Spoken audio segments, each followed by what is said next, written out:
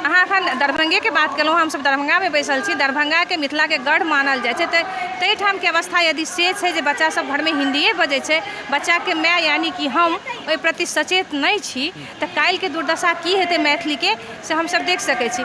तहूमे हम ई कहब जे किनको खराब लागन, बेजाय लागन, मुदा एम्हर जे छै अहाँके भारतके अवस्था एहि मामलामे बहुत दयनीय छै। अहाँ देखबै घर घरमे अहाँ जे मैथिलीके पूरा मतलब नष्ट नाबूद करऽ पर लागल छथिन सबगोटा। घरमे पूरा हिन्दी धियापुता बाजि रहल छै, ताहि दिस किनको साकांक्षता नहि छनि जे एहि प्रति की कयल जाय।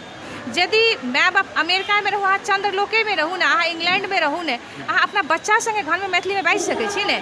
लेकिन सेहो यदि अहाँ अपन जिम्मेवारी अपना माटि पानि प्रति नहि बुझै छियै, तखन अहाँ मिथिला बेकार करै छी। तकर बाद तऽ हम कहै छी आयोजनके कार्यक्रमके कोनो काज नहि छै। दरभंगा महाराजके लऽ कऽ दरभंगा चिन्हल जाइ छथि, मिथिला चिन्हल जाइ छथि। जँ दरभंगाके अवस्था ई छै, तखन तऽ मानि लिअ एकटा आम लोक जे कि ओतेक साकांक्ष नहि छै अपना भाषा प्रति, अपना माटि प्रति, बल्कि ओसब साकांक्ष छथि, ओसब घरमे बजै छथिन।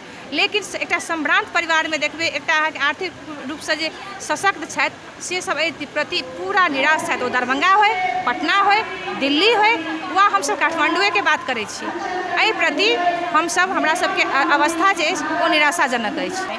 तऽ हिन्दीके तऽ बहुत बड़का साम्राज्य छै अपन, लेकिन अहाँ साकांक्ष रहबै ने जे अहाँसँ हम केना बचब, अहाँ जे हमरा पर आक्रमण करब, अपन अथी तऽ हम अपना कऽ सकै छी ने। तऽ ताहिमे से नहि छै। हम हिन्दी बाजै छी, हम हिन्दीमे गौरव करै छी, हम घरमे नेपाली बाजब ओहीमे गौरव करै छी। हमरा सबके ई बुझाइए जे हम घरमे यदि हिन्दी बाजि लेब, हम नेपाली बाजि लेब, हम इंग्लिश बाजि लेब, तऽ हमरा लोक बुझत ई बड़का लोक छथि। लेकिन हम हुनका सबके कहै छियनि जे आब ओ मानसिकतासँ दूर हो। यदि अहाँ अपन माटि पानिसँ दूर भऽ जायब, अहाँ संसारसँ कटब छी, अहाँ दूर भऽ जायब।